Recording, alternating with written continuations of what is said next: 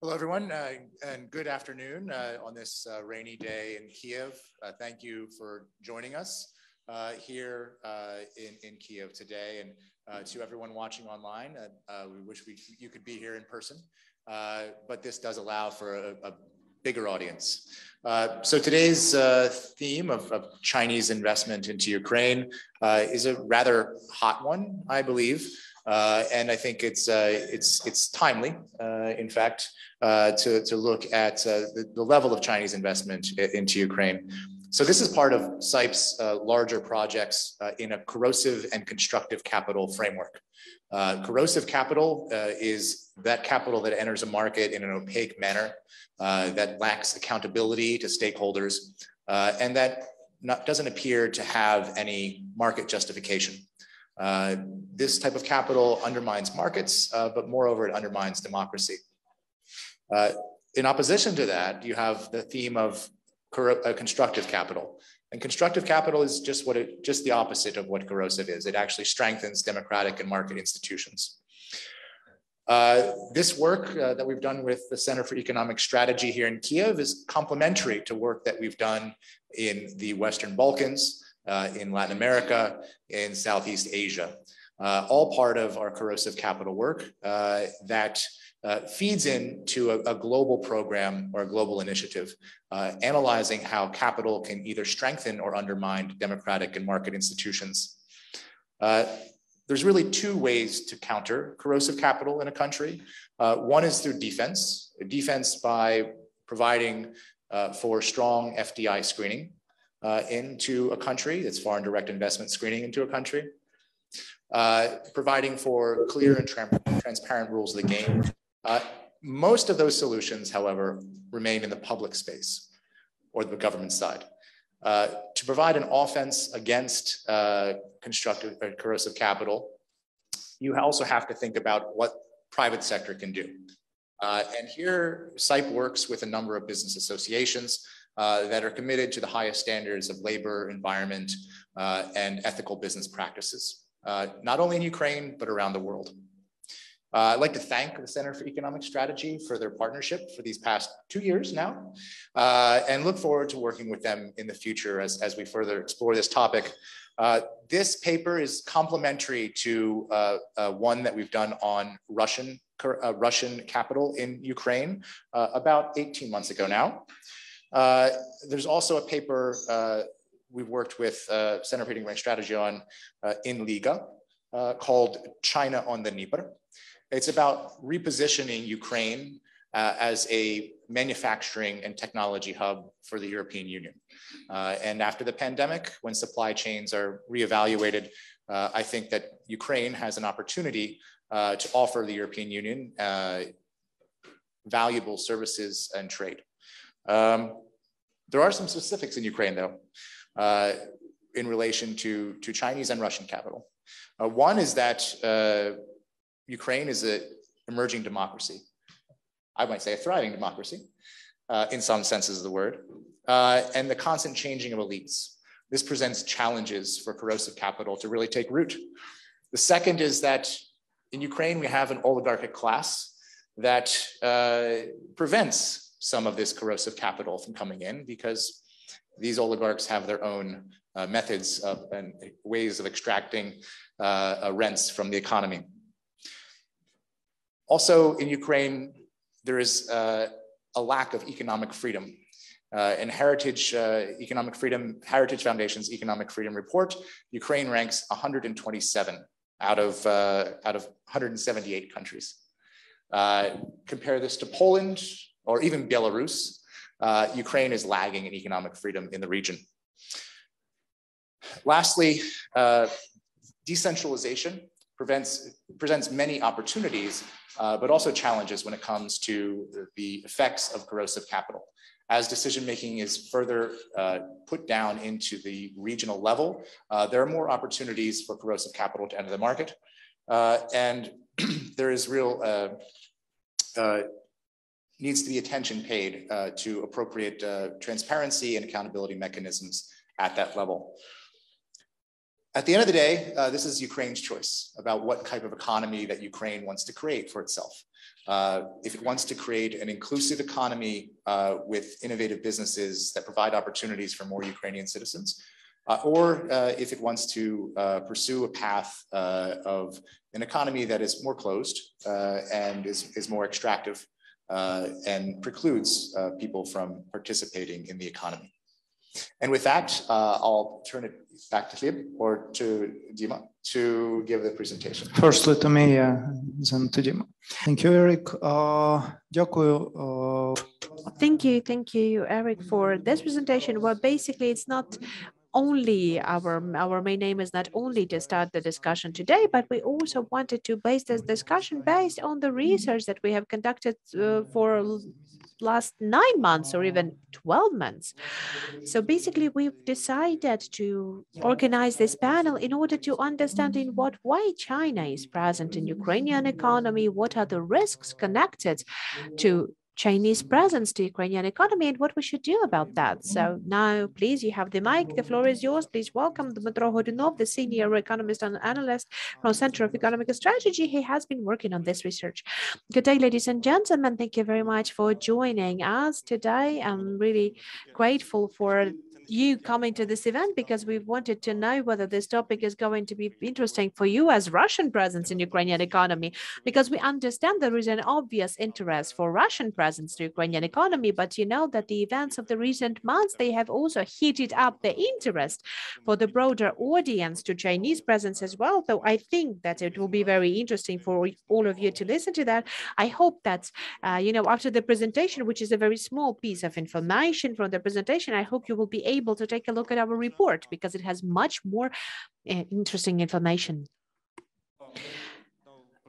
The presentation is going to be divided into 3 main blocks, and you can see those are the macroeconomical relations, the overall relations between Ukraine and China.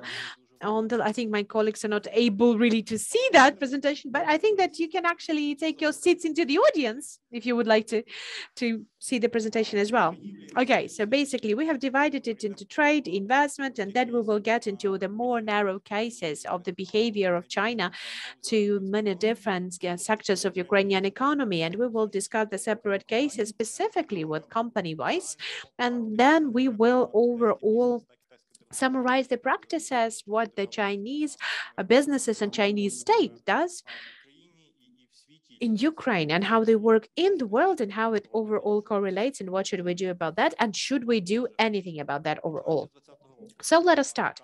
Starting from 2020, China is the biggest trade partner in Ukraine, both for export and import. So basically it has substituted Russia that we have researched last year, and it has substituted Russia in this role.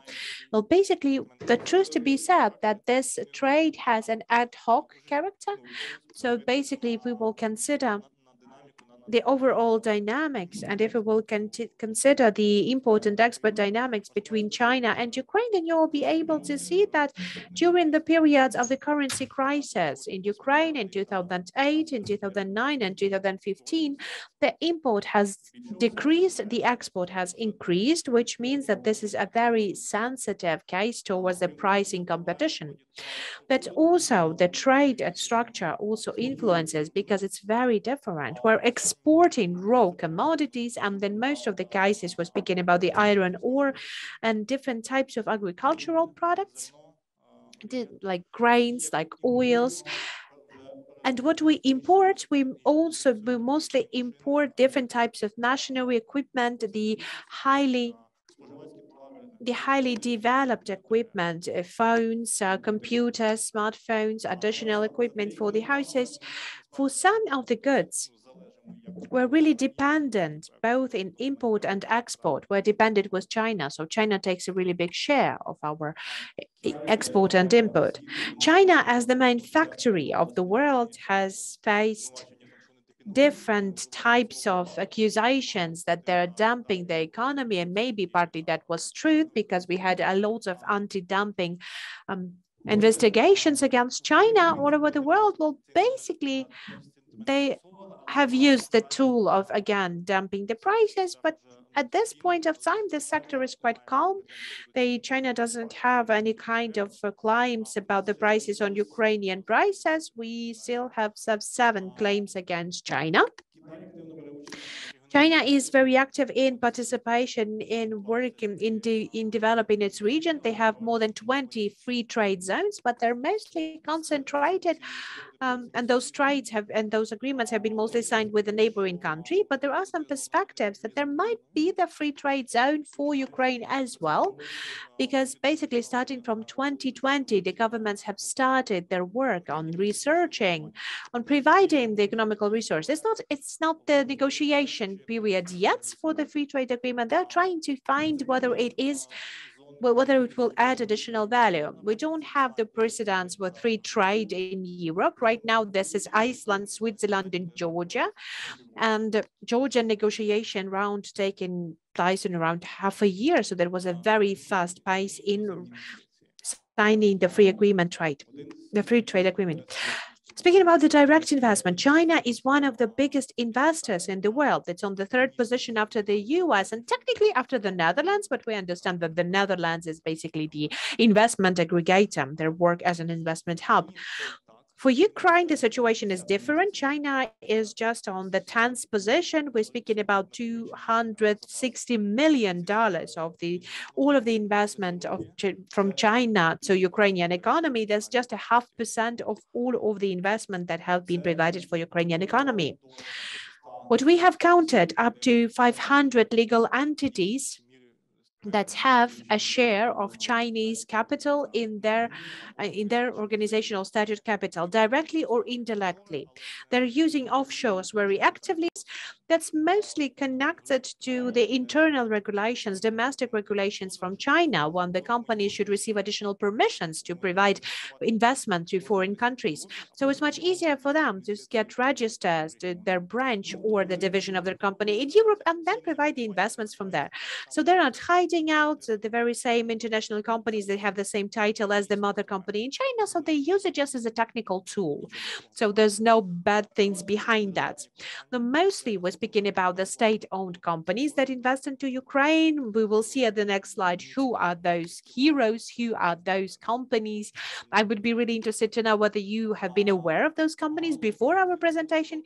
We don't have greenfield investments, so they don't have the greenfield investments overall for them to come to have the market research and to buy and to start launching new production lines. They're mostly buying brownfield plants and they're continuing the investment, and of course they continue in producing Chinese products then. So I think you can see that. I hope you can see that on the slide. So you can see those are the 10 biggest companies or legal entities or groups that are presented in Ukraine. Just a very brief survey from our audience. Have you heard about these companies before? So, insights, you're an insider, you have heard about them before. So did anyone hear about them before? What are the companies that you have known? Watson's. Okay, yes, there's one of the retail chains. Okay, what other companies have you heard about? Coco. Okay. Any other companies? Anyone?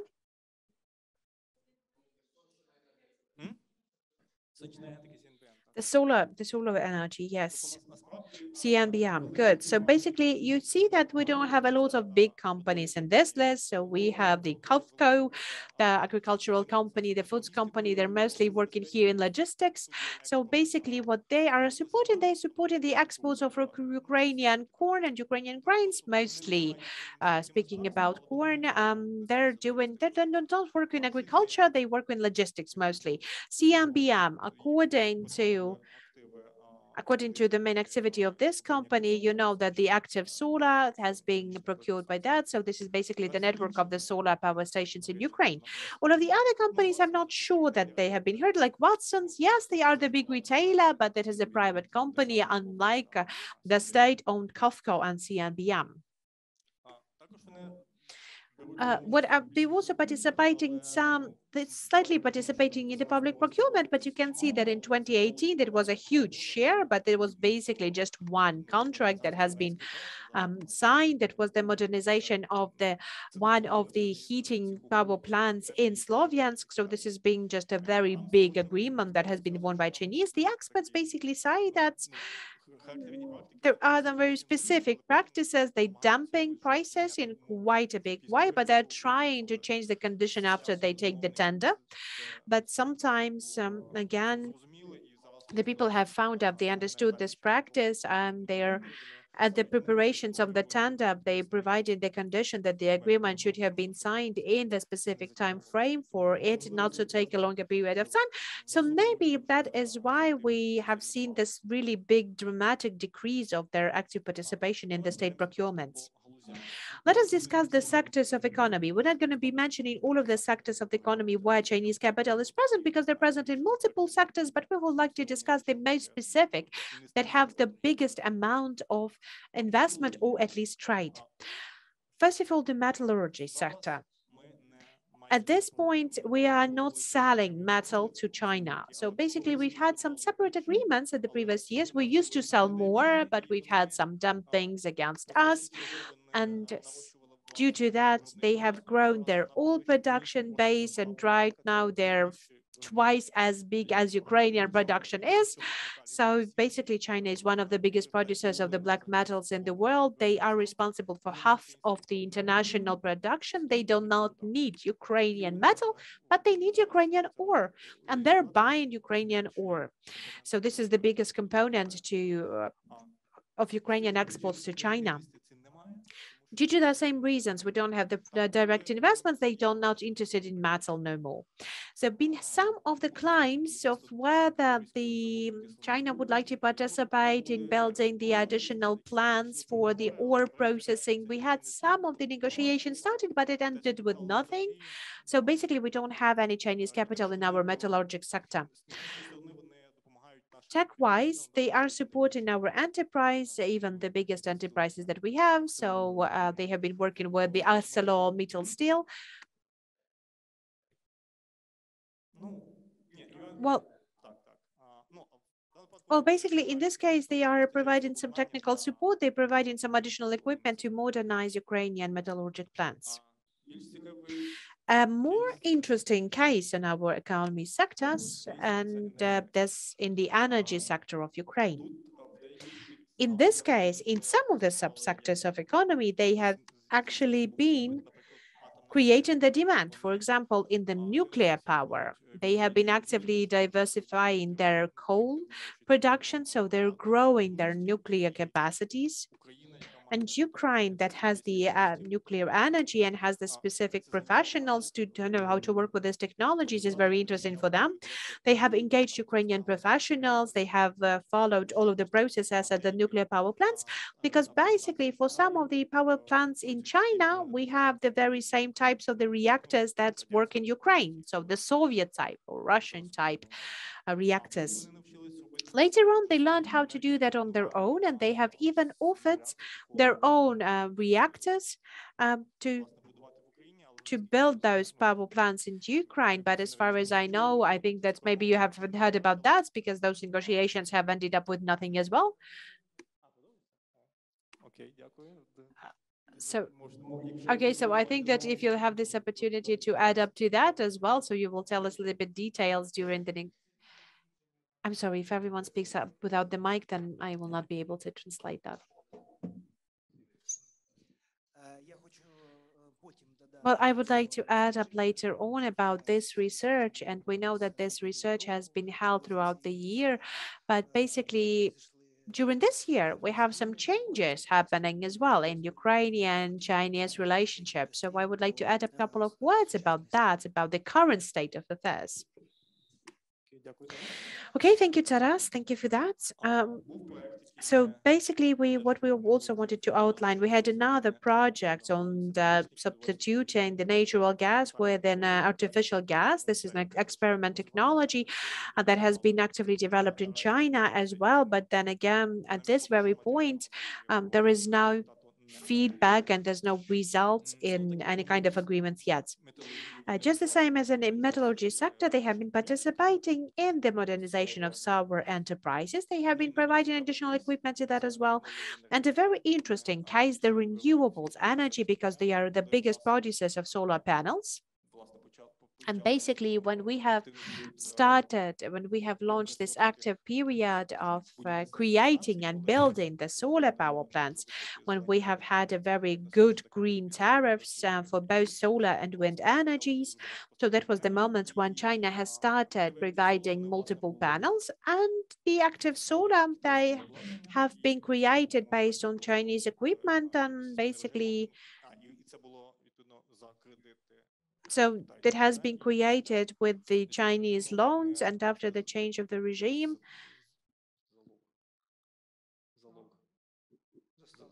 they have taken their equities back. So basically, they haven't bought them, they haven't acquainted them from, they haven't bought them from the baseline, but they have just taken basically their share back. The defense and aviation, that's a very interesting case as well. After the decline of the Soviet Union, they had a very active phase of their development of their own army. They have been procuring different ships, different vessels, different aircraft cases and aircraft samples. We have even sold some of them from Ukraine. For example, the aircraft carriers, they have been procured from Ukraine to China. We had some of the collaborational projects in the civil aviation as well. We have worked in designing and creating the passengers aircraft as well. And basically, China is one of the main international market for our reactive aircrafts. So we have decided at some point, and China has decided at some point, that they would like to produce that on their own. So basically, we've had this very interesting story around the motor siege plants, because I'm not going to comment upon that, because not like all of the other topics that we have been discussing, I'm sure that you have known a lot about the motor siege case. Okay, what was that? Yes, I'm sorry, I have forgotten to mention the title, that those are the expenses of China for defense. And you can see that right now, China is now the second country after the US on the overall amount of the defense budgets. Agriculture. In this case, we are mostly exporting, and the export is increasing dramatically as well. And you can see that, that the agricultural markets, they are quite closed up, especially if we're speaking about the additional regulations. We should sign additional bilateral protocols that they acknowledge the safety or the quality of our products. And this work takes a lot of years to conduct. So we have signed more and more protocols, and it gives us the opportunity to export more and more types of products, both processed and raw products. So everything's okay in agricultural sector. For us, the only thing that should be noted down, that we had a very unpleasant case that has never ended up, the case with the loan that had been provided to the state Foods and Grain Corporation of Ukraine. So basically, it was really hard for that, because that was the case that together with Motor Siege, that has been a public case that has been discussed actively, that you might be aware of.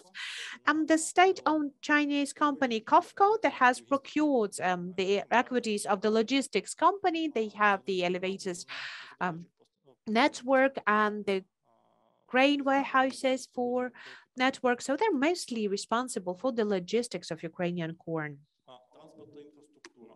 Transport and infrastructure. I think that my colleagues will give you a little bit of details later on during the discussion. Maybe might be aware more than I am about that, but there are two reasons why they're going to be collaborating and why they want to collaborate with Ukraine in logistics sector and then the auto transport sector. First of all, they are the biggest importer and exporter. They need logistics for trade.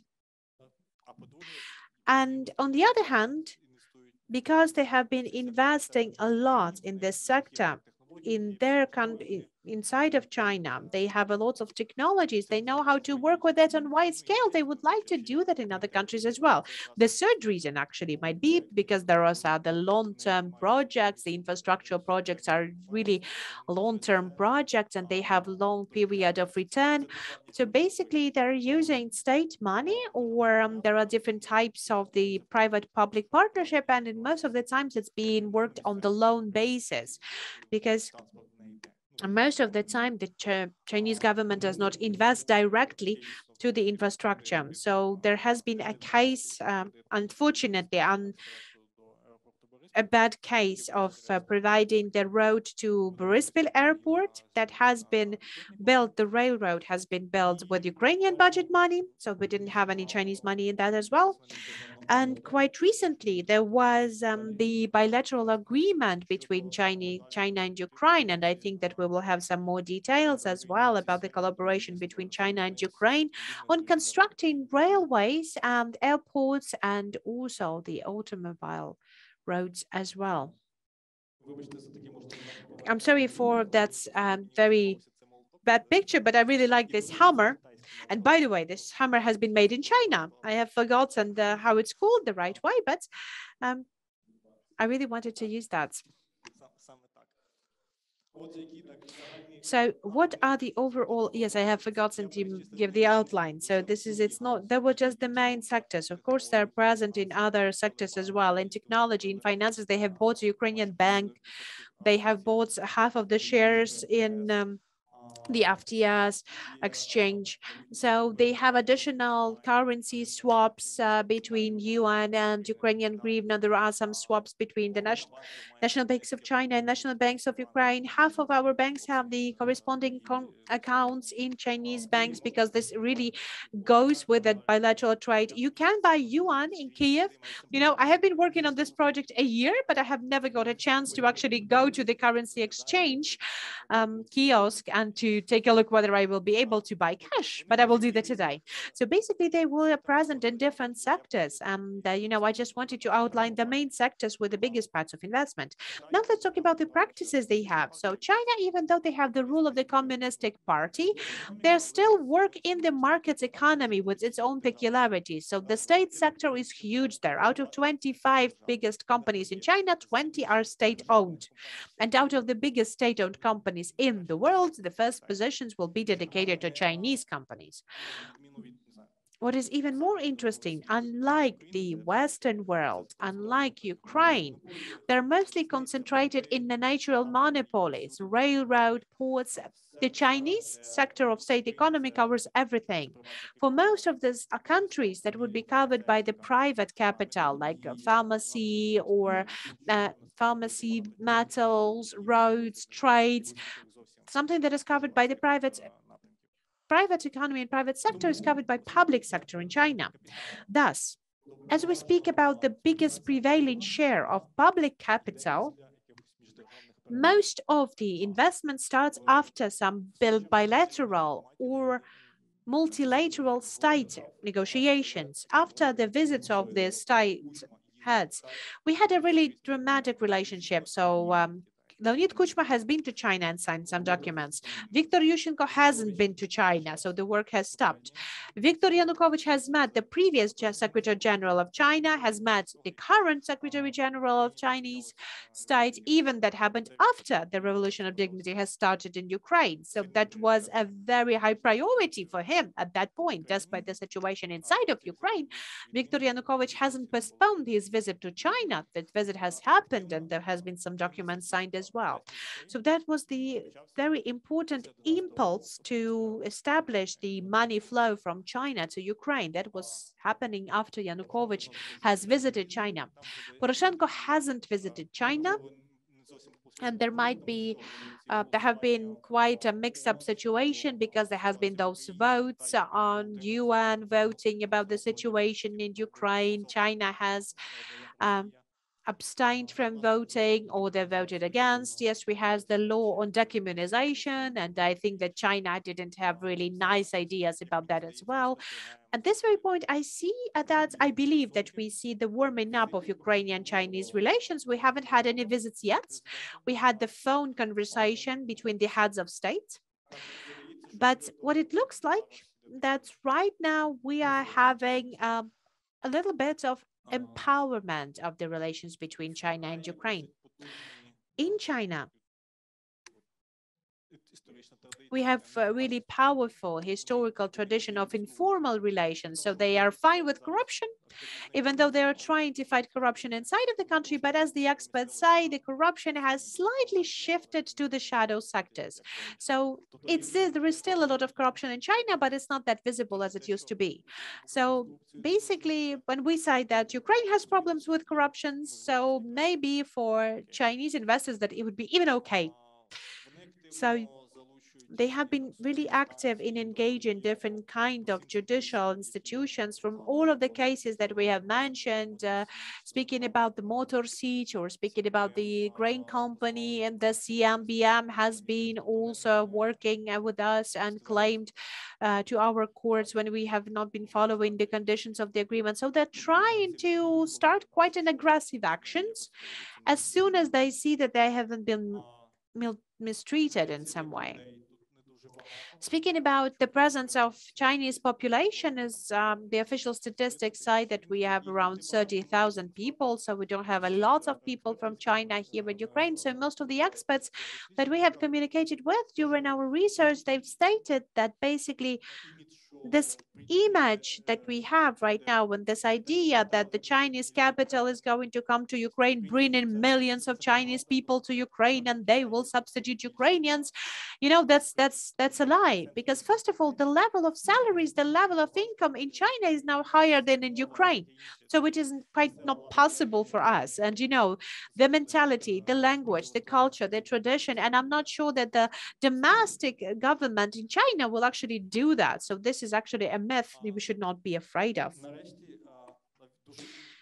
Finally, a very important practice that Chinese businesses usually do, they do a lot of in the loans principle. So they are not ready to invest their money into capital, but they are eager to give a lot of loans. China is one of the biggest loan giver in the world, and they're investing in multiple countries, that developing countries, and they provided more money, more loans than the international bank. So basically, those loans are mostly being provided by the state-owned banks under the bilateral collaboration and cooperation development projects. They're mostly provided under state guarantees as well. Those are not that much of commercial projects for them. It looks like those are mostly political decisions, but they are strongly standing on their position. They're strongly protecting their interest, creating additional accounts that can be controlled by the loan giver, additional conditions on how you're going to be using this money. So those agreements are being written by the best legal professionals from London, New York, and other countries. So they're being very meticulous about those agreements that they're signed. They are some of the precedents when they have even prohibited the states to change some legislation on the level of environmental norms or labor norms, because there was an interest for their agreements. They've tried to also find the ways to tweak the legislation on procurement or the other types of legislation. So we don't have this precedence in Ukraine, fortunately. So they have all of the main challenging situation that we've had, they have not been supported with that. There was only some cases on the income VAT. So yes, that's something that happened, but basically there was no some kind of prohibition of changing the legislation in Ukraine from Chinese side. We never had this kind of pressure.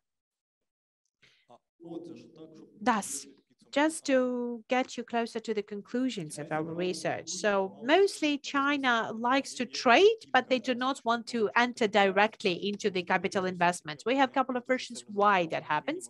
First of all, maybe they're not that interested in Ukraine. Maybe we're not that kind of a big economy that they would like to participate in, especially compared to Chinese economy. So maybe there's no interest for them to come directly. Maybe they do not know how to work with that properly because they've used to think in the long-term strategy for decades or hundreds of years before. But basically, in our case, every half a year, we're changing the government. Every decade, we have a revolution going on. So they have no clear understanding who should they talk to.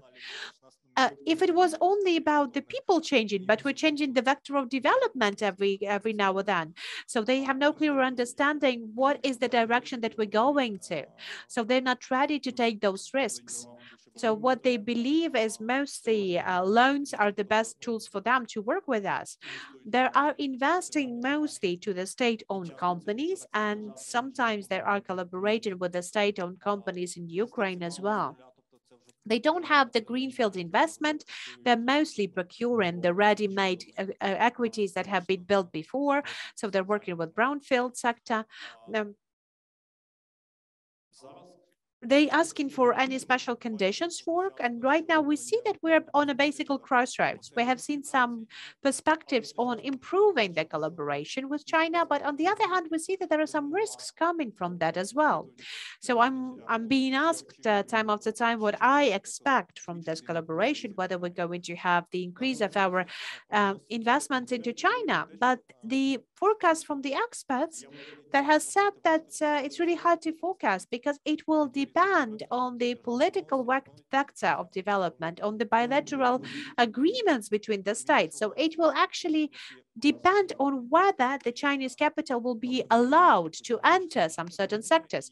Because it has already been said, we have our own state elites, let's put it this way, that control some sector of the economy that do not want to see the competitors from any country of the world. So basically, that's all from my side. Thank you for your attention. And yes, thank you, Dmytro. I think we can now slowly switch to our discussion. For this research, for this presentation, the research is already available at our site, and you can go and take a look at this research. There are much more details that you can see there. We're going to have the following formats. Then we have the participants of our today's discussions here at the panel. And as far as our event, as it's usually being done today, is hybrid formats. So we have some of the participants that will be participating in our discussion online. Not the participants of our formal discussion, but our audience and people who are able to pose the questions. We already have some questions coming. But before that, I would like to pass the floor to all of our panelists, the ones that are present today in our panel. So I think that I would like to start with Viktor Dolgan. I think that most of you are acquainted with him and you know him as the former Deputy of Minister of Infrastructure and who currently is the advisor for the representatives of European Union to Ukraine. So Viktor, I think that I would like to pass the floor to you. We had some questions that we wanted to discuss with you on the Chinese interest and Chinese participation in the infrastructural development of Ukraine. What have you seen from your side during your work in the governments? What do you see now? What are the opportunities for China to enter the infrastructural sector? What are the threats? Thank you. Thank you very much. I think that I would like to say that it's very good that you have made this research. This is the first research of Chinese investment to Ukraine. We need to have those research made. We need to understand our risks as well. Some of my comments on what has been mentioned about infrastructural sector. Yes, we do have the negative experience of collaborating with Chinese companies in sector of the transport infrastructure overall. What we have faced in a government in 2016 was basically that we were trying to resolve those issues that the government of Yanukovych has accumulated through 2013 and 14. There were untransparent conditions of engaging credits and loans. We should have followed those loans agreements, and thus we've made the decision to actually stop the agreement on the loans in the Congress. We still have some judicial cases and prosecution. We cannot find the people who are to blame for that. That's a separate story about Ukrainian legal system. But on the other hand, we have analyzed these loans and we have understood that that wasn't really good for Ukraine. We had 5 or 6% in US dollars of interest for those money, which was really high rates.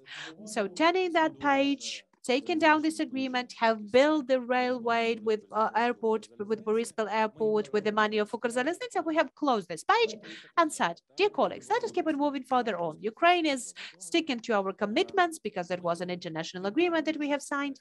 We're really welcoming the participation of Chinese companies to transport Ukrainian infrastructure, but under transparent conditions. Right, you say, most of the companies in China are state-owned companies, and our active development has started after we have closed we had the meetings between Poroshenko and Xi Jinping in Davos in 2017.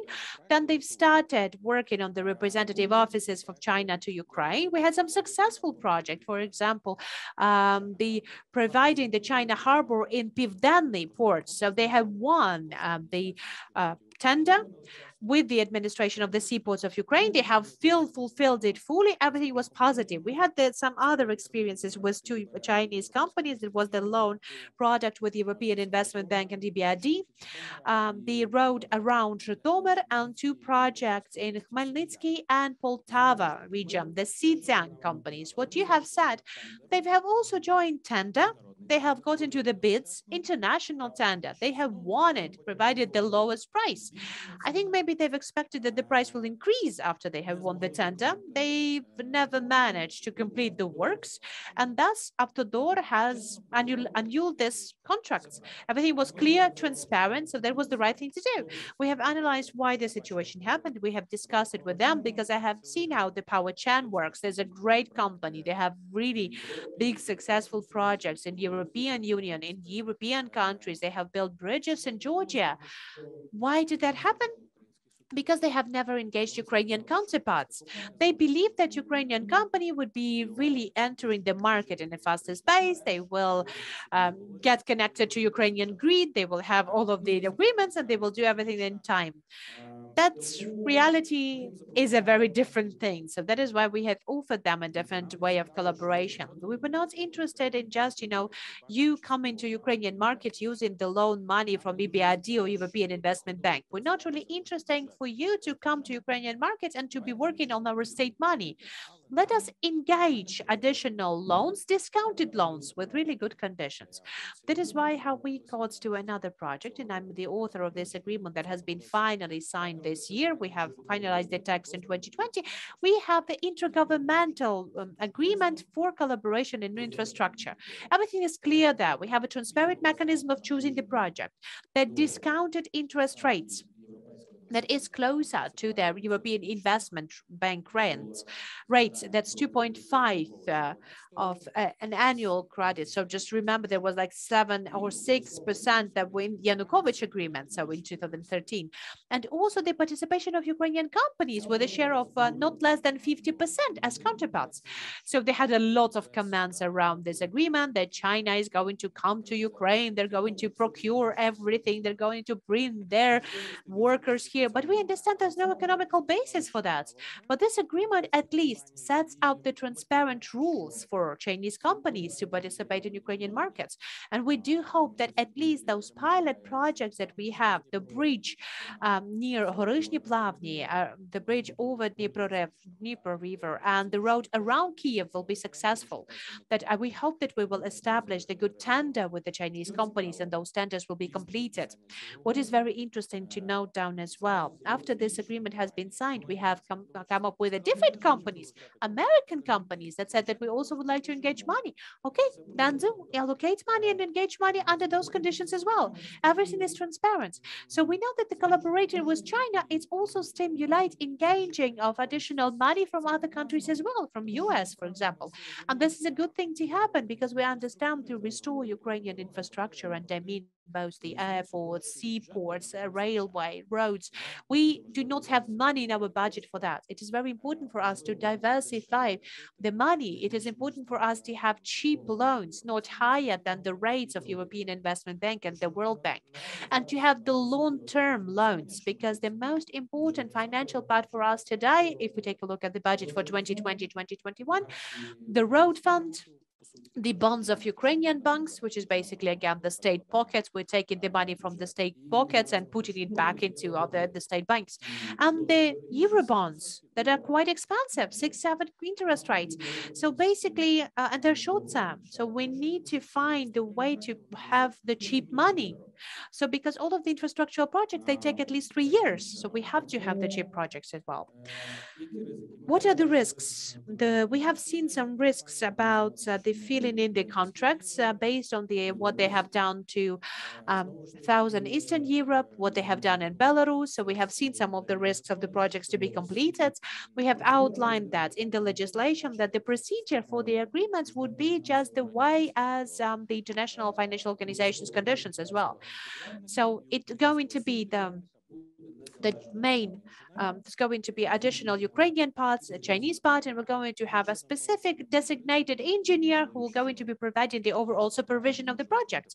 So we will take down the risks whether the Chinese companies will not be able to fulfill and complete the project, or will be the insufficient quality of the project. So we will try to find it at the earlier stages. That's basically what I wanted to say, but I wanted to add up that COFCO has bought a share of the Hamburg port, and they're going to be represented as well in the Odessa port as well, because they have the container in the container terminal in Odessa as well. So from COSCO, we're going to have another investor of Chinese money to Ukraine in Ukraine. Thank you. Thank you, Victor, for those remarks. And I think that I would like to pass the floor to Taras Golub, who is the advisor for the Vice Prime Minister on European and Euro-Atlantic integration. I would like to ask you to reflect on the research that you have heard. Maybe you would like to comment upon something because you wanted to comment during the presentation. So I do believe there is something that you would like to share with us on the economical collaboration between Ukraine and China.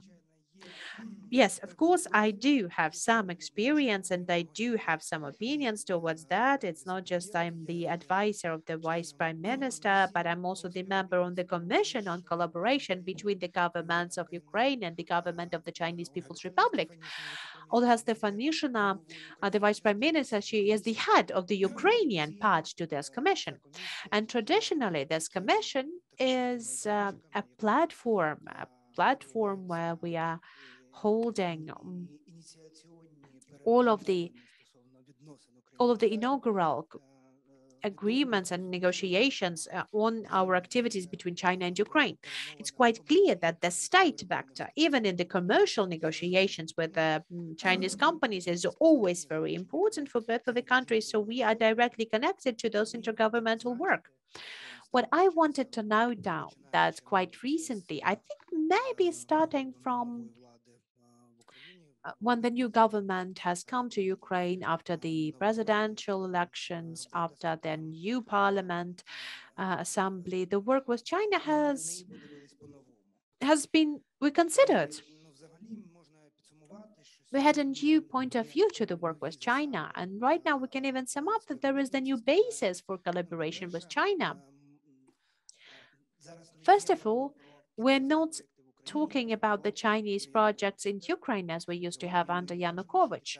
Right now, we see that China is an international player. We see that Chinese companies are able to participate in Ukrainian projects under the overall clear conditions. We have stated that in some sectors, in some competences, Chinese companies they have the really good experience on the international level, and they have shown some really good results. So that is why we understand that work with China is not that much of political factor as it's usually being positioned for the Ukrainian society. It's about economical collaboration, humanitarian collaboration as well. And it should be held on the transparent condition and the competitive conditions. Of course, the Chinese representatives want to lobby the interest of their companies, and that might be considered as the state support for the companies. And of course, sometimes this kind of state support has in some way increased the interest from our side as well, for us as the people who would like to buy or use those tools overall. So right now what we're saying that we're inviting the Chinese company to participate in Ukrainian projects, especially in those projects that are being mostly targeted for the European integration of Ukraine. Chinese companies, they are really interested to participate in this kind of projects because it's very interesting for them. They're not, maybe that's not that much interesting for them to consider Ukraine as a separate market, because they're interested to consider Ukraine as a part of international space. And the European integration of Ukraine has also some benefits for China as well, because it also follows the overall idea of commercial interests from China. So basically, I do believe that we can sum up by saying that for the last year or last year and a half, our connections with China, our relations with China have been reconsidered. We have now evaluated what are the directions that are prospective for development, what are the directions in our relations that have more risks than benefits. Thus, in December 2020, we had the fourth meetings of our bilateral commissions on collaboration between the government of China and government of Ukraine. We have outlined the perspective directions for collaboration. We have signed really important documents then. First of all, we have spoken about the program of the joint construction based on the initiative One Belt, One Way, One Road. So basically, that's program launches the dialogue between our government and the Chinese Committee on Reform, that is the main leader of this program that coordinates the participation of both state and private companies in the framework of this One Belt, One Road initiative. From Ukrainian part, the Commission gives us additional opportunity to implement the project not only for the state sector as it used to be before. So this program gives additional opportunities for the private companies to participate in projects as well.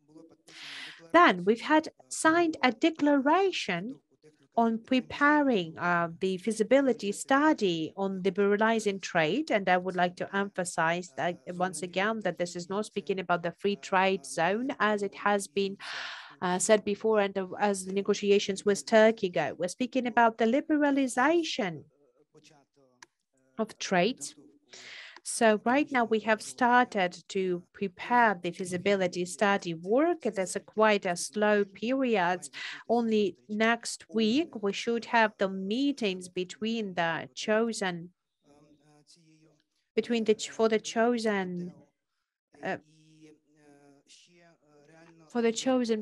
companies who are going to be preparing those feasibility studies. So we have not yet started the work. We have only outlined the overall sector of the questions that should be considered.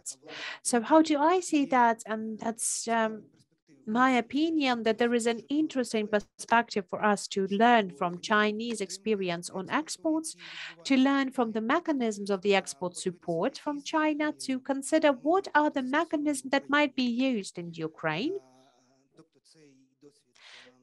So basically, speaking about the experience of the priority export zones or industrial parks constructions experience using the technological parks as well, there are certain perspectives for Ukrainian exporting companies and Ukrainian exporters on, once again, providing better trade conditions for Ukraine. And we're mostly speaking about the food products that might be considered for Chinese market as well. There are some new sectors that Ukrainian businesses would like to participate in Chinese market, but it never happened due to the high regulations of the sectors. So there are some liberalization notions that might help Ukrainian exporters to have their access to Chinese markets. Speaking about the direction of the direct foreign investment, well, basically, China does not take courage to invest into Ukraine, and we understand that it might be connected to some certain results of the previous work and some results of the previous projects between Ukraine and China. But we understand that those issues like equity investment from Chinese companies, state-owned companies, private-owned companies are of high perspective for Ukrainian markets. And we believe that signing this kind of collaboration programs in the initiative One Belt, One Road, it might open the mechanism that would actually help the further own coordination of equity investments to Ukrainian markets, to Ukraine. That is the overall remarks. But now speaking about the future, we know that we had a phone call and the phone conversation between the presidents. I believe that's the best, the most important results was the mutual invitations for both of the presidents for the official visits to Ukraine and to China. And how I see that, I understand that it's maybe haven't been done in a more active way, but we have started the process of preparing to the visit of the president of China. It might not happen soon because right now any types of official visits to China or from China there are impossible, basically due to the very strict pandemic regulations. And on my forecast, I believe that the governmental visit might happen not earlier than mid-2022. And that kind of the governmental visit might provide additional impact and additional impulse for preparing the visits of the presidents. I do believe that we should first of all establish the economical collaboration together. So it has to be prepared, this grounds has to be prepared, and it needs some period of time to get this done. So basically, maybe the governmental visit will take place in the mid of 2022, and by the end of 2022 or in the beginning of 2023, we might see the visits of the president of Ukraine to China. As we have seen at the previous example, this kind of visits, they become the very good impulse and the very good basis for basically establishing the economical collaboration between the countries further on. So that was all from my side, but I would like to ask the questions if you'll have any. Yes, thank you, Taras. I think we would like to wrap up our discussion with the final comment on our panel, and I would like to pass the floor to once again SAIP representatives, because they have been supporting the research of this topic not only in Ukraine but to multiple countries over the European regions and in Western Balkans, in the countries of the Central and Eastern Europe. So Eric, I would like to pose this question for you. What would be your conclusions in this situation? Because what Dmytro has said is that Ukraine is not really interested for Chinese money. China is not really interested in Ukraine. So would you, whether we are a small country or corrupted country, or maybe we're not strategically important for China, or maybe we have the oligarchs of our own and they have taken all of the possible opportunities in Ukraine and they don't want to see any other players. But if we will try to take that in a broader context of a broader European region and Eastern European region, what do you see about that? Because if we'll take a look at the research in other countries, they have shown a much higher activity of Chinese capital in the economies. Should we expect that the situation in Ukraine will change as well, or it will not change? Do you believe that our region is not interesting for the Chinese capital? What would be your point of view? Ukraine is interesting. It's a very interesting country, and it should be interesting. And if the Chinese aren't interested in Ukraine, then they're missing out. So there's a number of factors here. Chinese capital investment takes typically two forms. One I'd like to call strategic, and the other opportunistic. Strategic investment involves heavily state-owned investment, followed in some specific sector to essentially create a monopoly or a monopsony situation in the country, which gives them outside influence in the market for a variety of reasons. Could be strategic importance, could be others, but there is some alternative out there. There's also opportunistic capital, which follows more or less market norms. And this is capital that should be welcomed, that should be embraced with the same levels of transparency and accountability that you would expect from any investor into the country. The nature, and I've listened to the other panelists speak, so the one thing I'd like to point out is that the nature of the Chinese economy itself, due to the heavy state involvement economy, does not lend itself to an apples to apples comparison. Ukraine has developed for the past 30 years a robust private sector, in spite of the continued presence of state-owned enterprises that continue to exert a large influence on the overall economic situation in the country. However, the private sector in Ukraine is based on the models and principles of what I'll call the Western world, but it also includes countries like Japan and South Korea. These are where there's a specific division between the private sector and the public sector, and that there is limited intertwining between the two. And where those two are intertwined, that is the public sector and the private sector, there is always public scrutiny of those engagements and a constant revision as to wonder if there is indeed necessity for the public sector to be involved in this private space. So when we're dealing with investment from China, which is even with its private enterprises, the strength of property rights in the country is extremely limited. We can ask Mr. Jack Ma about his experience recently with Chinese regulators after he mildly criticized them. So we're not dealing with another ordinary country. That being said, I would like Ukrainians to be careful. And the mention here today over and over again was the word transparency. So transparency around all deals, specifically those involving state-owned enterprises. And we find that in other studies, the countries with more transparency, more accountability, have been able to manage a successful trading relationship with the Chinese government. I would also say that Dmitro has highlighted several instances where the Chinese have engaged with the Ukrainian economy, specifically in high-tech products, for some time, and then noted they developed their own capacity, right? So industries, specifically higher tech industries and high capital intensive industries, have to be a special area of concern for trade with the Chinese government because, again, of the limited space between the government and the private sector. Lastly, I think that it comes down, as you said, to competition. And so if Ukraine is able to maintain an open and transparent field for investment for anybody to come into the country, that brings the best results for Ukrainians. At the end of the day, we want to see the Ukrainian business community thrive. We want to see investment come into the countries on the best possible terms and create competition, which allows Ukrainians to win.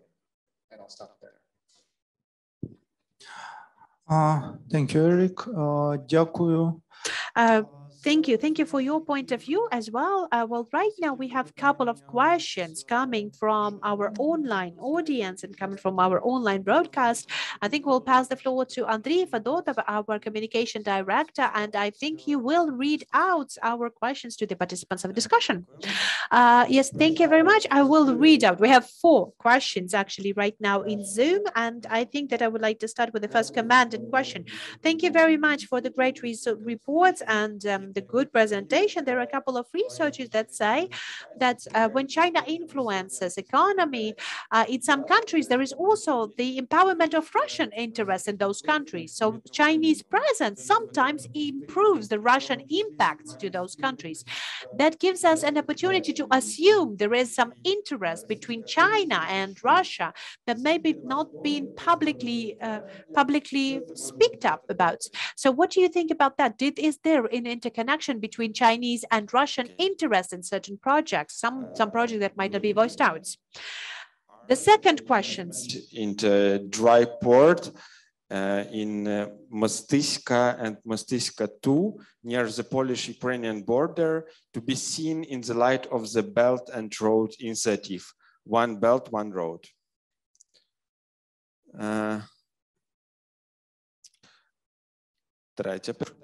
The third question, could you please also comment the change of the strategical courses of US towards China? Because China has been outlined as the main geopolitical and geoeconomical adversary of US. In your point of time, how should it also influence the relations between Ukraine and China? And there will be a conflict between pursuing more intensive relations with China and developing the strategic partnership with US, since the US is involved in a relationship with China, which is primarily confrontational. Дякую, Андрій. Thank you, Andrea. I think we have three questions, basically because the third and the fourth questions have been asked in the very same sense, but in different languages. Let me try to maybe sum up and I outlined those questions. Let us start with Mostisko project because there's the questions to Dmitro and Victor, basically. Can you comment on those projects? Can we believe that those projects will be the part of the more general project of one road, one belt? Well, basically, you know, all of the projects can be considered as part of this initiative of One Belt, One Road initiative. You know, the Chinese, they consider this project. I haven't seen some really active offers and negotiations. So, you know, we have our Trans invested into those terminals. So at this very moment, the Ministry of Transportation and Infrastructure invests it. So right now we have our domestic investment there. Our strategy to have the multimodal terminal of building it at the western border of Ukraine, it should be a significant position for Ukraine. We have very challenging and difficult logistics. You know, everyone is protecting their own interest. The countries of European Union, Poland, Hungary, there are decreasing the permissions for the cargo transportation. The Green Deal, we should go to a different railway standard. So we have to invest into infrastructure. Otherwise, we're going to be providing the logistical shift on the other hand in Poland, in Slovakia, in Hungary. And yes, we should also engage additional Slovak transit. So this is the potential for investment there as well. Commenting on the US relations and the overall impact for Ukraine. It's hard for me to comment upon this issue, but let us believe that I will believe that they're on trade war with China. But when the iPhones will say not designed in California, produced in China, but when will they say made in US? They have no relations. They're not trading. They're not investing. Yes, of course. But you know, policy is politics, but the global economy is something different. Thank you, Victor. I think that the key person for the relations of China and US will be the question to Taras, because he's an advisor to Vice Prime Minister on European and Euro-Atlantic integration of Ukraine, so they should know about that more. So basically, the Vice Prime Minister, as Taras has already outlined, Vice Prime Minister Oksana Stefanishyna is the head of Ukrainian representatives for the Intergovernmental Commission between Ukraine and China. So what position Ukraine takes in those issues between China and US, because it's quite important for us. Okay, I will try to comment upon this question as well, and I think I will comment upon with my own point of view to that as well. And based on my own experiences and my own point of view to that. But unfortunately, in Ukraine, there was a lot of things that are being considered. Well, you know, a lot of things have been met in a really primitive ways. You know, we believe that there's only white and black, and there's no shades in between.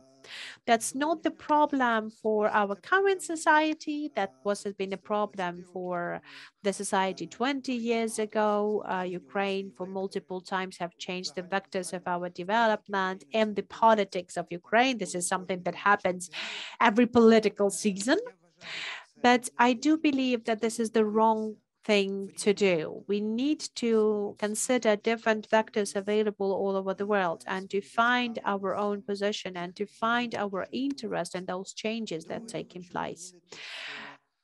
On the other hand, I want to outline as well that the political and economical elites in China, they're also very different. They're also very diverse. We have the Xi Jinping politics right now that is mostly targeted to the state-owned companies on improving the state's position.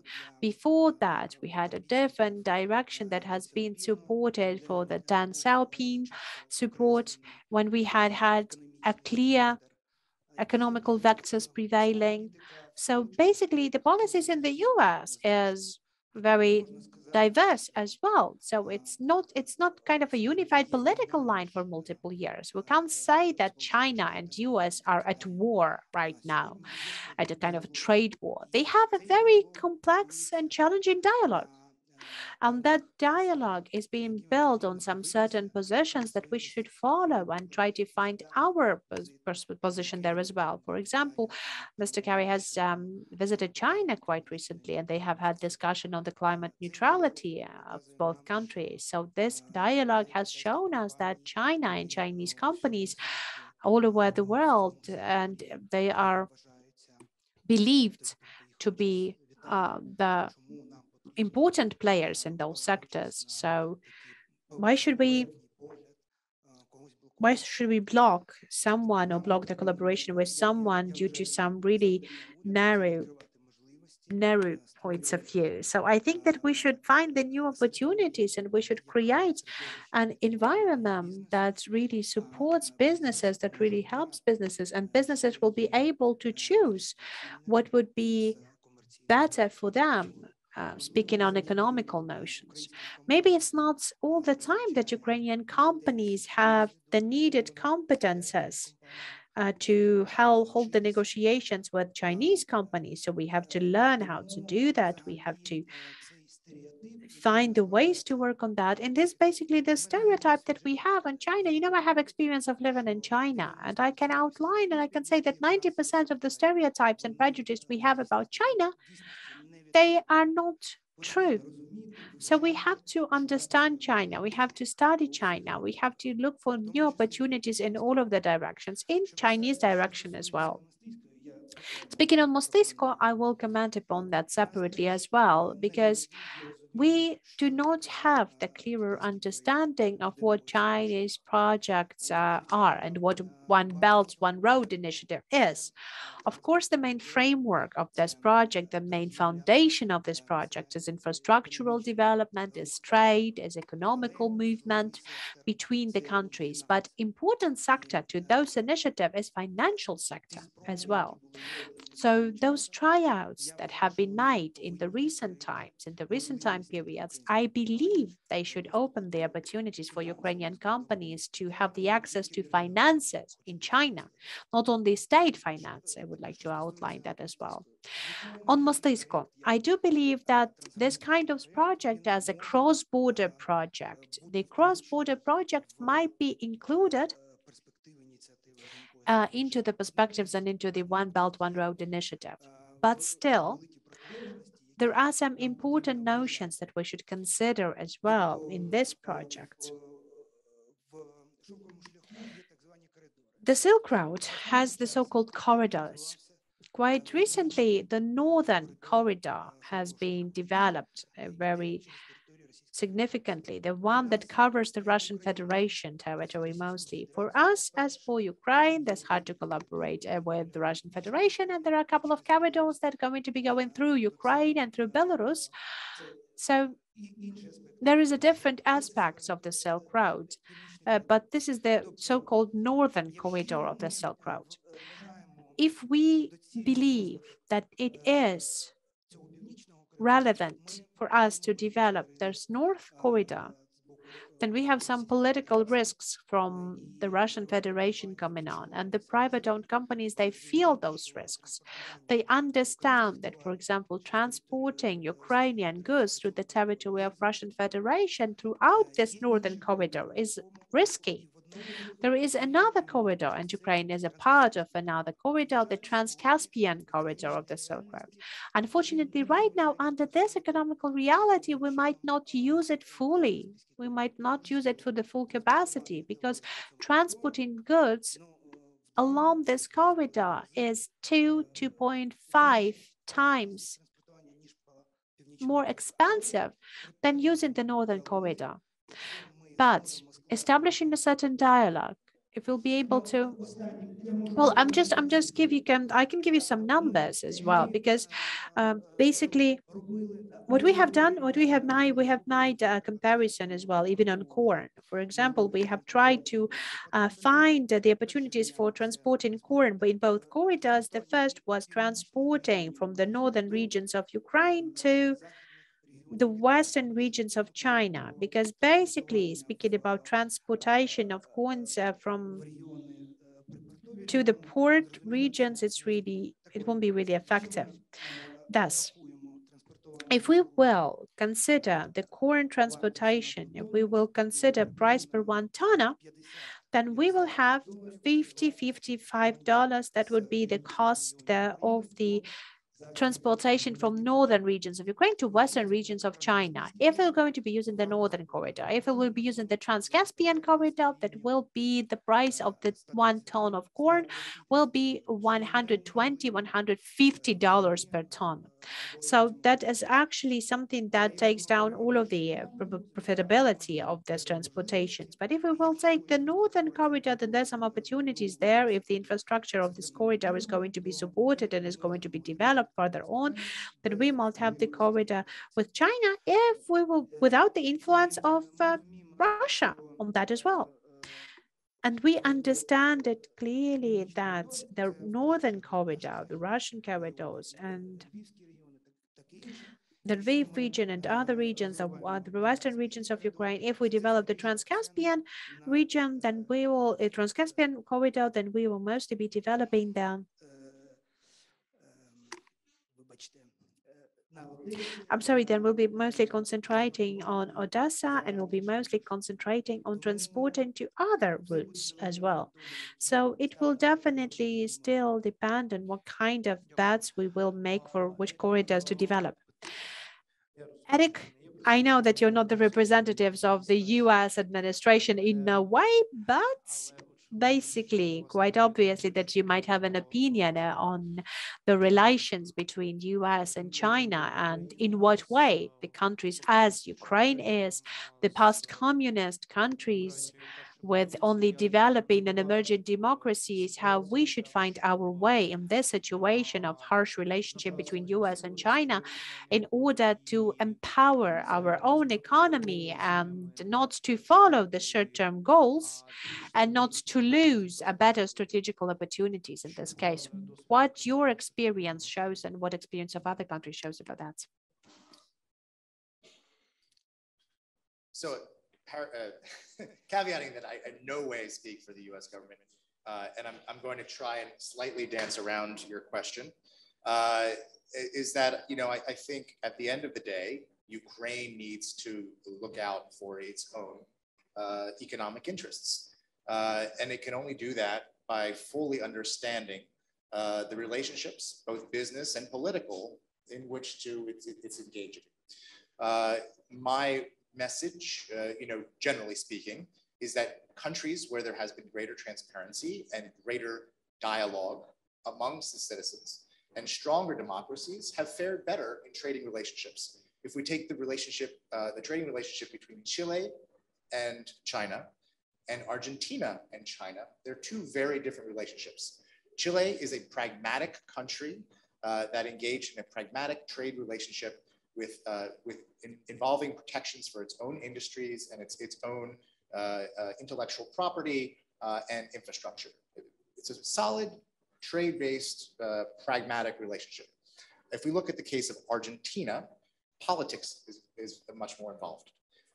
We have the unknown cross-collateralization of loans, state and those state-owned banks that were mentioned earlier. That was unknown to the Argentinian public at the time. So the projects that were picked in Argentina were also heavily politically influenced in order to promote investment into one region over another because of political interference in the process and not allowing the Ministry of Infrastructure to select the best project, but it was the most politically palatable project in front of an election. So my message is primarily one of transparency and doing what is right for Ukraine. Now, I will say that while the vectors of Ukrainian economic policy have changed over the years, their commitment to market ideals, to private property rights, to a strong private sector that is engaging and creating wealth and value for Ukrainians is an underlying value here. And this might come into conflict with what we see in China, particularly with the rise of Xi Jinping thought and changes to the Chinese economy. So,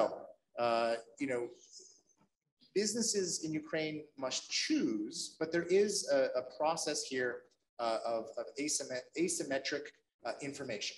So while we have individual Ukrainian businesses choosing to engage with independent Chinese enterprises have more access to information because they are larger usually, and two, have more a closer relationship to the state, which can collect and distribute more information to those enterprises. Now, when we're making investment deals, when you have access to more information, you have more power, you have more market power. And so that there might be a role here for the Ukrainian state, Ukrainian civil society, to take on that role of providing more information. This is my plug for supporting economic journalism in Ukraine, to support more information for more Ukrainian firms, so those firms can make better informed decisions about the partners that they're engaging with and the overall business relationships. But the commitment that I see from Ukraine is to one of separate private property rights, private enterprise, and not one of a collectivization. Despite what we see in the Rada and comments about the Belarusian model of economic development, Ukrainians that I meet, that are mostly present in this room, believe in a free enterprise and private sector, a strong one, and see state interference into that through state enterprises and otherwise as a drag on economic growth and the rights of individuals to own property. Thank you. І останнє Thank you. And I would like to maybe finalize the questions from our online audiences, and maybe then we will still have some time, a little bit of time for some questions from our live audience. The final question from online, I'm going to pose this question to Dmytro, because the question is like whether we can see this connection with Russian capital and Chinese investments. Well, yes, of course, there are some relations between the states, like there are the relations between the states, definitely. But in context of Ukraine, I don't think that those risks are high due to two reasons. First of all, there is additional attention for the state enterprises and for the law enforcement as well is quite high for everything that is connected with Russia. We have the sanctions here as well. And as our previous research has shown, that the presence of Russia is decreasing in trade, in corporate sector. They're selling out their equities, they're selling out their shares to the other Ukrainian investors, Western investors. So the Russian presence in Ukraine decreases. So I do not believe that in the next decade that's going to be changed. On the other hand, China has a different policies. They do not interfere into conflicts. So understanding there is a conflict between Russia and Ukraine, they will try to be very careful, and they would not like to take the additional risks for themselves. We used to have spoken that we had some, votes, for example, that China has made in UN, that they have supported the Nord Stream, and they didn't support Ukraine. So basically, their usual model of behavior is abstaining. So in multiple votes on geopolitical issues all around the world, in UN, in the Security Council, they're mostly abstain. So they do not participate openly. So they have said that they're a neutral country. They believe they do not want to interfere into the conflicts of the other countries. So all of the conflicts, they should be resolved between the interested parties. So they do not want to be the part of these conflicts in a way. Okay, thank you, Dmytro. Do we have any questions from the audience, please? Yes.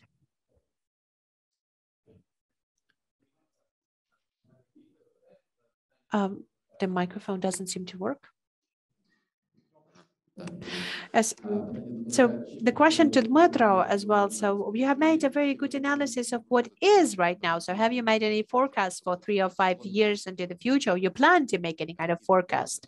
And the second question would be to Taras and to Victor as well. Who should be, okay, we have said that they need to have additional education for the collaboration further on. But speaking about the private businesses, they don't have the money to go a good expansion to China on the big Ukrainian companies or the smallest companies because they're very flexible.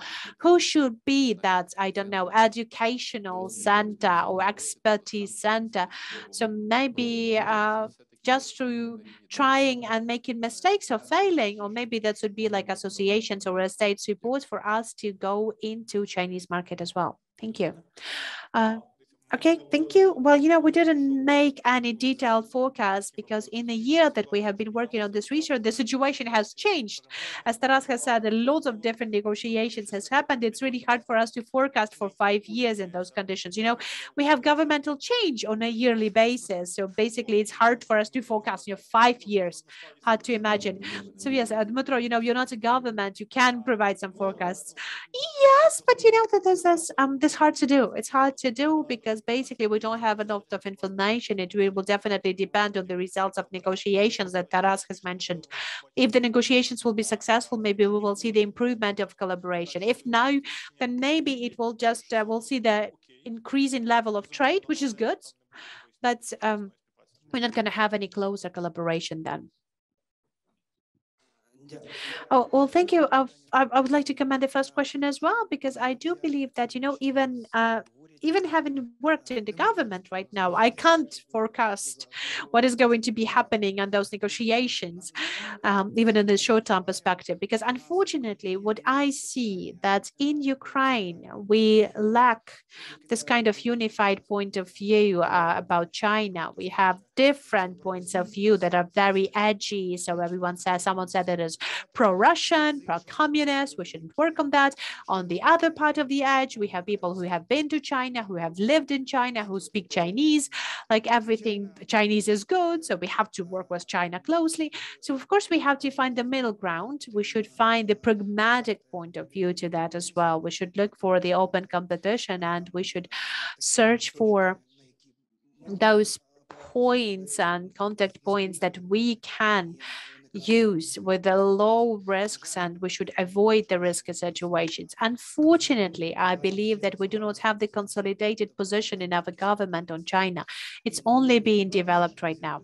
Let us hope that the presidential visit is going to be this kind of entry point that will help us to find the more or less unified position, unified point of view on our work with China.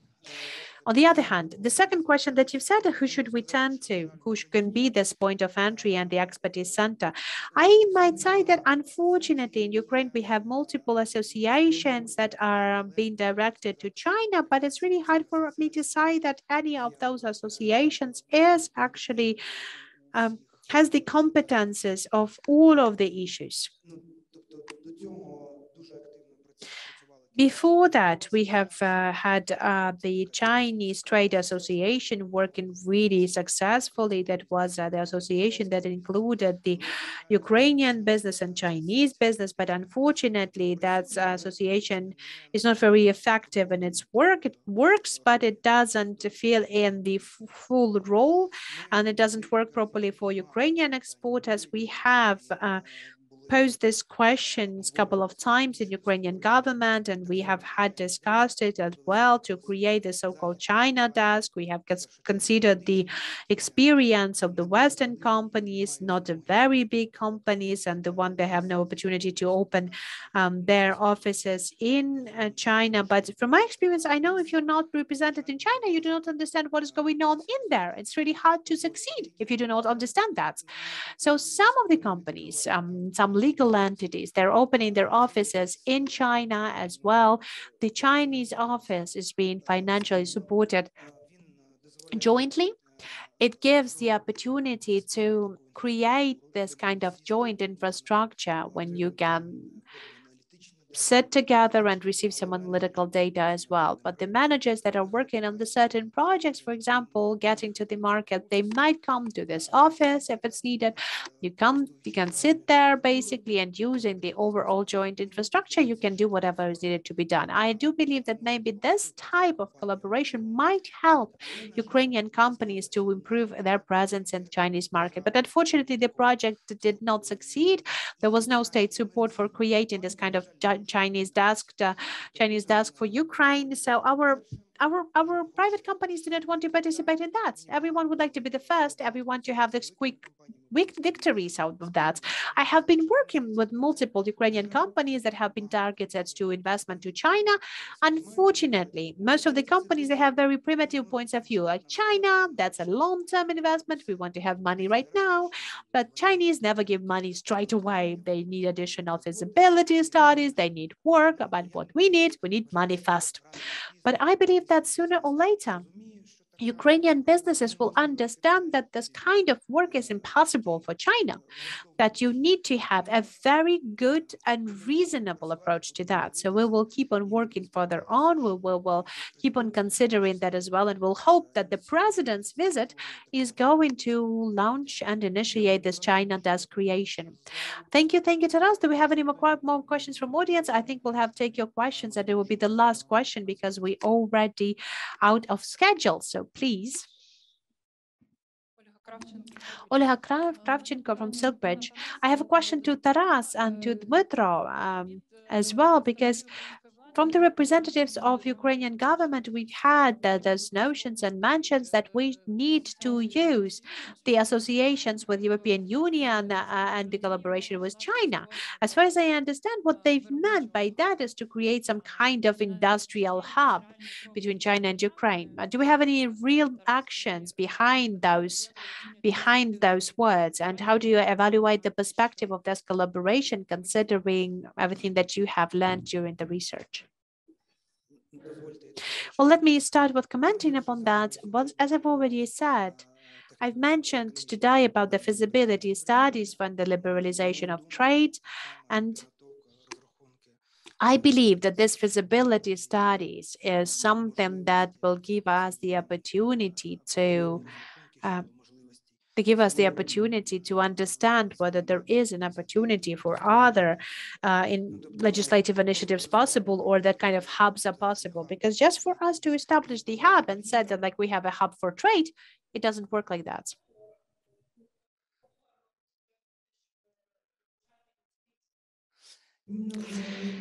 Well, basically what we now have, we have seen the flow of products and flow of goods between China and Europe. So the flow exists. The flow can be both with Ukraine or without Ukraine. So Ukraine might have some competitive advantage and competitive position here where Ukraine is located geographically. And in order to use this position as really competitive advantage, to make it attractive for the flow of products or the flow of goods, the flow of investment, we need to have some systematic actions made. So we can't say that the state has told us we'll put the flag here, we're going to have a hub built here, that's it. No, we're not going to mark a location for that. No, it doesn't work like that. You know, Belarus can afford that. They can put a mark and flag and say, this, the hub is going to happen here. So Ukraine has a different position. Ukraine has a different approach. We have an open position for the joint market, and there has to be joint efforts and joint actions between the state, private-owned companies, the operators. So it has to be that transparent initiative that is going to be supported by the state on infrastructure, on laws, on bylaws. There has to have the regulatory and legislative support, and they will be supported by the efforts of the companies and the capital. It has to be interesting for the companies working in this sector. This infrastructure is being developed, and this infrastructure is then being formed around the industrial and technological parks. We have the new edition of the draft law. It gives the opportunity that for the new construction of industrial parks, but there is the need for the companies that have been professionally operating on this market to be mature enough to use those opportunities. We have seen a couple of big companies in these markets that are working with these projects like TEAS, or we can mention Naval Terminal that has been owned by Mr. Novinsky. We can speak about some couple of Lviv companies that are work with industrial parks. So we can take a look at the central Ukraine with those initiatives. I would like to say there are 10 companies that are more or less professional in creating the industrial and technological park, but none of them has yet was able to consolidate the position and to have this position jointly with the government and putting it to the intergovernmental negotiations. Unfortunately, businesses have no trust to government, and government has no opportunity to engage businesses. It's a dialogue. It has to be established, first of all. Thank you. As far as I understood, you've meant this, the trend of the new sharing trend, because the COVID-19 has shown that the economical model has been way too globalized, and the economy has been way too dependent on the logistics. And when we have some obstacles, so this just-in-time model, that's what you were mentioning. Yes, okay, I understand what you've meant. And of course, there is this trend. There are multiple goods and products that the European Union imports from China just to stop those kind of disruptions that we've had last year. So it would be very logically to place the production line closer to European Union, inside of the European Union or inside of Ukraine, because we're cheaper states. Just because we have one question from online. Should Ukraine use this kind of complications and geopolitical situation to substitute China as the main exporter of the products for European Union and US? Yes, there is a separate question. There is this kind of a trend, and we had some even good examples of successful projects of like that in Ukraine even before this need arise. That my favorite example that provides the wires for the transport and auto productions. So this is basically, they are located at the border of western border of Ukraine. There are small plants just in the western part of Ukraine, and they're creating all of the wires for all of the biggest car producers of European Union. We were providing the wires and the connectors for Ferrari, for Mercedes, for other companies as well. It has been done before, but right now, I think that maybe we can engage investment to some other sectors as well. That might be the Chinese companies too. Using Chinese equipment, for example, that are going to be producing something that will be further on exported to European Union, especially understanding that we have the association agreement and the free trade agreement. That there is the need to do that, but will still depend on the overall conditions of the activities in Ukraine, because this kind of production might not be built in Ukraine. It might be built in Poland, in Romania, in Hungary, where it's much easier to get the connection to the grid, or much easier to pay taxes there. So a lot of other things. So those are components of the business climate that are important as well. So again, remember the index of doing business, even though it's had slight increase in our position, but it's still not really good. So okay, when we'll make the investment climates in Ukraine more attractive, then we'll have everyone join in Ukraine, and maybe the Chinese will come as well. Yes, and maybe those good Chinese that Eric has mentioned, those good Chinese people who are coming from the private sector of China and who are openly competitive to the Ukrainian market, just as well as they're supporting the open competition and just competition with other companies and with other capitals as well. I'm really grateful to the participants of our panel today. Thank you very much for a very interesting discussion today. I have learned a lot myself, and I'm sure that people who have been present here today and people who have been following us online, they have already learned a lot. I fully agree to what Taras has mentioned, that we should develop our competences. We even have a restaurant, Tell Me About China. And basically, it would be very good if we would actually have some kind of a center in the government that would also tell people of what China is.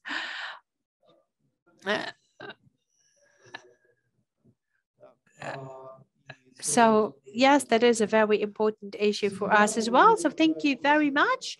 I wish you the best of the day. I wish you the greatest weekend and hope to see you at our next events. And of course, please visit our website because you'll be able to read the detailed research on China and the previous research on the Russian engagement or engagement of Russian capital Ukraine as well. Thank you.